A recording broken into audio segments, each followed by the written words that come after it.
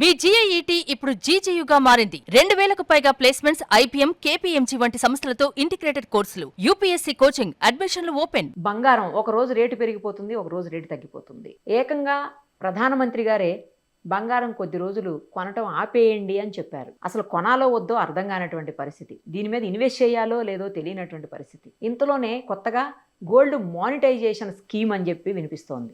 అసలు ఆ మాట అంటే ఏంటి? మానిటైజేషన్ అంటే ఏ సందర్భంలో మనం దాన్ని వాడతాము, కానీ ఇక్కడ గోల్డ్కి ఎందుకు వాడుతున్నాము? ఆ స్కీమ్లో ఏవో మార్పులు చేర్పులు చేస్తారంట. ఎందుకు చేస్తారు, ఏంటి, అన్ని డీటెయిల్డ్గా మాట్లాడదాం. ప్రముఖ ఆర్థికవేత్త ప్రొఫెసర్ డాక్టర్ జీవీఆర్ శాస్త్రి గారు లైవ్ కాల్లో అందుబాటులో ఉన్నారు ఢిల్లీ నుంచి. ఒక్కసారి ఆయనతో మాట్లాడి అన్ని వివరాలు తెలుసుకుందాం. సార్ నమస్తే అండి. నమస్తే అమ్మ. ఏంటి సార్ అసలు ఈ గోల్డ్ మానిటైజేషన్ స్కీమ్ అంటే ఏంటి? దాన్ని ఎందుకు మారుద్దామని అనుకుంటున్నారు? దానివల్ల గోల్డ్ ఏమన్నా రేటు తగ్గే అవకాశం ఉంటుందా, లేకపోతే మరింత ప్రియమైపోతుందా ఈ బంగారం ప్రియులకు? అది శుభవార్తనా లేకపోతే అశుభవార్తనా చెప్పండి. అంటే గోల్డ్ మానిటైజేషన్ స్కీమ్ అనేది పెట్టే హక్కు గవర్నమెంట్ కి లేదు.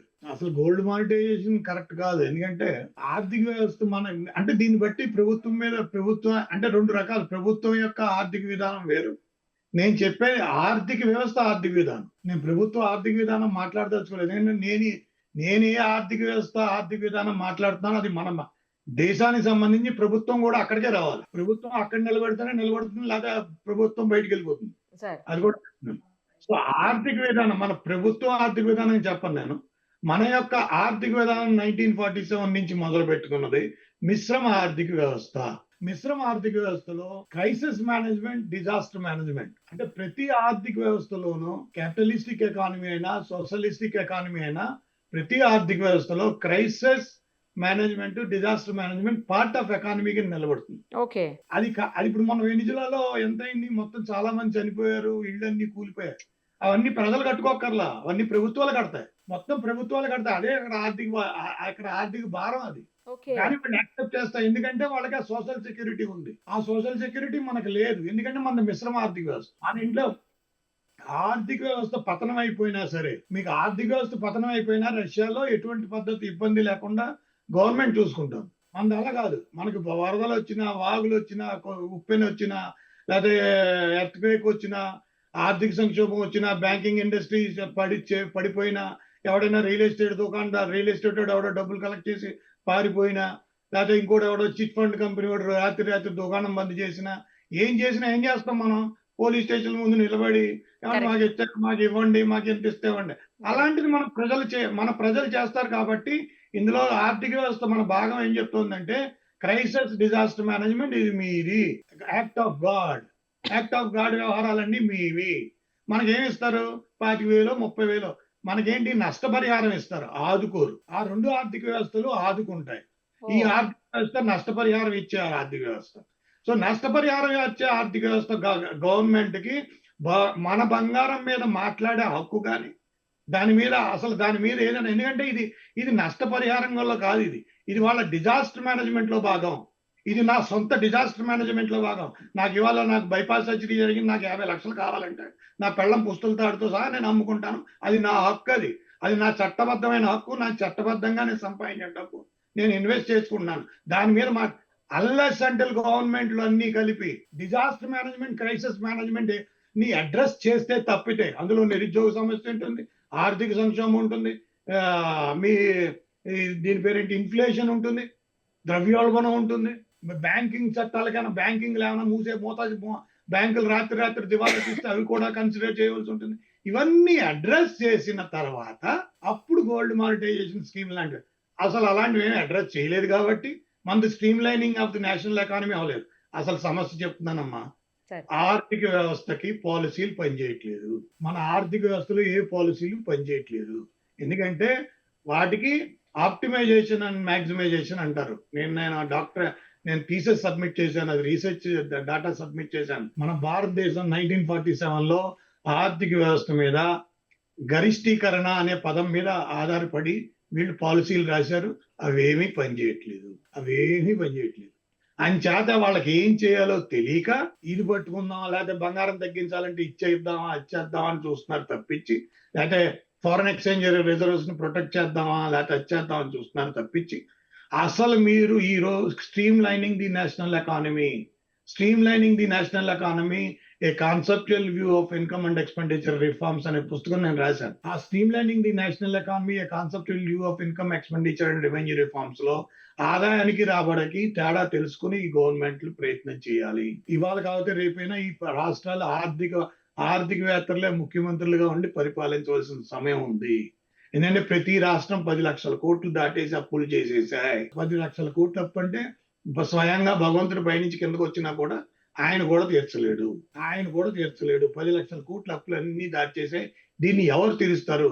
కేంద్ర ప్రభుత్వం మొన్న ఇబ్బంది అయితే రిజర్వ్ బ్యాంక్ ఎప్పుడు అసలు డివిడెండ్ ఇవ్వదు. రిజర్వ్ బ్యాంక్ లాభానికి బిజినెస్ చేసే వ్యవహారం అది వ్యవస్థ కాదు. అది ఏం చేసింది? రిజర్వ్ బ్యాంకే 2,87,000 కోట్ల రూపాయలు కేంద్ర ప్రభుత్వానికి ఇచ్చేసింది. అసలు డివిడెండ్ ఎందుకు ఇచ్చిందో నాకు అర్థం అవ్వలేదు. సో దీన్ని బట్టి మీకు అర్థం అవ్వాల్సింది ఏంటంటే ఆర్థిక వ్యవస్థని మనం గాడిలో పెట్టుకోవాల్సిన సమయం వచ్చేసింది. ఇది పెట్టుకోకపోతే మాత్రం దేశం చాలా కష్టంగా అటు ఇటుగా ఎటువైపు వెళ్ళిపోతుందో తెలీదు. ఒకసారి గ్లాసు నీళ్లు తీసుకుని మనం కింద పోసేసిన తర్వాత దాన్ని వెనక్కి తీసుకోలేం. అది ఎటు వెళ్తుందో మీరు దానికి డైరెక్షన్ ఇవ్వలేము. అది ఆర్థిక వ్యవస్థ విధానంలో బంగారం ఈ పాలసీ ఎవరైతే పెట్టారో నాకు మంచి పని చేశారు, మీరు ఇది పంపించారు. నేను ప్రధానమంత్రికి చాలా స్పష్టమైన నీతిలో ఈ ఉత్తరం రాస్తాను, చాలా క్లారిటీగా రాసేస్తాను. ఇందులో ఎకనామిక్ గా ఇది ప్రభుత్వానికి సంబంధించింది కాదు. Contingency fund, crisis management and disaster management. ఆడపిల్లలకి ఎందుకు మనం స్త్రీధనం అనేది ఆడపిల్లల తల్లిదండ్రులకి ఎందుకు ఇస్తారంటే వాళ్ళకి ఎప్పుడైనా ఎటువంటిది మీకు ఉత్తరాంధ్రాలోకి వెళ్తే ఆడవాళ్ళు పెద్ద పెద్ద ఆ వెండి కంకణాలు వేసుకునేవారు. ఆ వెండి కంకణాలు ఎందుకు వేసేవారంటే అమ్మ నీకు ఎటువంటి చివరి ఏ కష్టం వచ్చినా సరే చివరి మీద ఉపయోగపడుతుంది అని. అంటే అండి it is a contingency fund అని చేత ఇది ఇట్స్ ఏ ప్రైవేట్ ఫండ్. ఇది crisis management fund, disaster management fund. దీని మీద ప్రభుత్వాలకు ఎటువంటి నియంత్రణ కానీ మీకు ఆర్థిక వ్యవస్థ నడపడం చేత కావట్లేదని ఒప్పేసుకోండి. సార్, గోల్డ్ మానిటైజేషన్ అంటే సింపుల్ గా బంగారాన్ని తగ్గించడం అంతేనా? గోల్డ్ మానిటైజేషన్ అంటే అది కాదు. వాళ్ళ ఉద్దేశం ఏంటంటే నాకు అనిపించింది ఏంటంటే ఒక 50,000 టన్నులు 25,000 టన్నులు బంగారం ఇక్కడ ఉంది, అందరూ బ్యాంకుల్లోనూ వాటిల్లోనూ పెట్టుకుంటున్నారు, వాడుకోవట్లేదు అని చేత మనం దాన్ని దీంట్లో తీసుకొస్తే మన ఫారిన్ ఎక్స్చేంజ్ రిజర్వ్స్ బంగారం మీద ఖర్చు పెట్టకుండా ఉంటుంది, మన ఫారిన్ ఎక్స్చేంజ్ రిజర్వ్స్ యూటిలైజేషన్ తగ్గుతుంది అని ఒక కాన్సెప్ట్ లో ఆలోచిస్తూ ఉంటారు. అది కరెక్ట్ కాదు, అది అవసరం కాదు. ఎందుకంటే మీకు అసలు దీన్ని బట్టి ఆర్థిక వ్యవస్థ మీద నాకు అనిపించేది ఏంటంటే మన ప్రబుద్ధులకి ఎవరికి ఆర్థిక వ్యవస్థ మీద అవగాహన కరెక్ట్ గా లేదని నా అనుభవం. ఎందుకంటే నేను ఆర్థిక వ్యవస్థ మీద పూర్తిగా చదివానమ్మా. నేను ఇండస్ట్రియల్ ఎకనామిక్స్ మీద పిహెచ్డి చేశాను, అన్నిట్లా నేను 3 పిహెచ్డీలు చేశాను. ఎందుకు చేశాను నాకు తెలుసు. నేను పూర్తి విధి విధానంతో మాట్లాడుతున్నాను. ఎవరికైనా అంత ఇబ్బందిగా ఉంటే నాతో మాట్లాడమని నేను చాలా క్లారిటీగా చెప్తాను. ఎందుకంటే ఇది మనది మిక్స్డ్ ఎకానమీ. మన భారతదేశం మిశ్రమ ఆర్థిక వ్యవస్థ. మన భారతదేశ ఆర్థిక వ్యవస్థ ఇంక ఏ దేశ ఆర్థిక వ్యవస్థతోనూ మనం పోల్చడానికి లేదు. ఈ ఆర్థిక వ్యవస్థని ఎప్పటికైనా stream lining the national economy, creation of economic life line లో మనం ఏంటంటే న్యాచురల్ రిసోర్సెస్ ని, హ్యూమన్ రిసోర్సెస్ ని కంబైన్డ్ చేసి వెల్త్ ని క్రియేట్ చేసి అది ప్రజలకు పంచిపెట్టే విధానంగా ఉండాలి. అంతేగాని 10 లక్షల కోట్ల రూపాయలు బ్యాంకులో అప్పులు చేసి ప్రజలకు పంచిపెట్టేసారు చూసావా, అది కరెక్ట్ కాదు. అది దానికి మూల్యం అందరం చెల్లించవలసి వస్తుంది, ఈ దేశం చెల్లించవలసి వస్తుంది. 10 లక్షల కోట్ల రూపాయల అప్పు తెలంగాణ చేసింది, ఆంధ్ర చేసింది, కర్ణాటక చేసింది, అందరూ చేసేశారు. ఈ తప్పు ఎవ్వరు తీర్చలేరు, ఏ పార్టీ తీర్చలేదు, ఏ పార్టీ దీని గురించి మాట్లాడే పరిస్థితి లేదు. వాళ్ళకి అర్థం అవ్వదు, వాళ్ళకి ఈ విధానం మీద అవగాహన ఉండదు. దీన్ని ఎలా తిప్పాలనేది ఇప్పటికైనా చెప్తున్నాను. మీరు ఫైనాన్స్ మినిస్టర్ గా ఆర్థికవేత్తలను పెట్టుకోండి, ఆర్థిక శాస్త్రవేత్తలను పెట్టుకోండి. ప్రొఫెసర్ మధు దండావతే విపి సింగ్ పిచ్చని ప్రొఫెసర్ మధు దండావతే ఆర్థికవేత్తను పెట్టుకున్నాడా? ప్రొఫెసర్ మన్మోహన్ సింగ్ ఎకనమిస్ట్, ఆయన ఎందుకు పెట్టుకున్నారు? ఎందుకంటే ఆర్థికవేత్తలు నడిపితేనే కుటుంబాన్ని ఎంత జాగ్రత్తగా ఒక తండ్రి ప్రతిరోజు డబ్బు లెక్కేసుకుని మరీ నడుపుతాడు కదా. ఆర్థికవేత్తలు అలా నడపాలి. ఈ డిమానిటైజేషన్ పాలసీ, ఇది ఏదో పాలసీ అని గోల్డ్ పాలసీ అనేది పెడుతున్నారు. ఈ గోల్డ్ పాలసీ కానీ గోల్డ్ తగ్గి మనం ఇంపోర్ట్ చేసుకునే గోల్డ్ అంటే మన వ్యవస్థ అటువంటిది. మన క్రైసిస్ మీరు ఉన్నారమ్మా, మీరు ఇంట్లో ఏదైనా ఫంక్షన్ అవుతుంది, మీరు ఏం కొంటారు? గోల్డే కొంటారు. కాదు మీరు గోల్డ్ కొనొద్దని అందరికి ఎవరికి మనం చెప్పలేము. ఎందుకంటే అది మన లైఫ్ లో ఒక భాగం. మనకి క్రైసిస్ వస్తే మనం ఎవరిని ఏ గవర్నమెంట్ దగ్గరికి వెళ్ళి మనం అడగలేం కదా. అవును అవును గాలి వచ్చి ఇల్లు కూలిపోయింది అనుకో, మనం ఏ ఎమ్మెల్యే దగ్గరికి ఎంపీ దగ్గరికి వెళ్ళి అండ్ సహాయం చేయమని అడగలేము లేదా.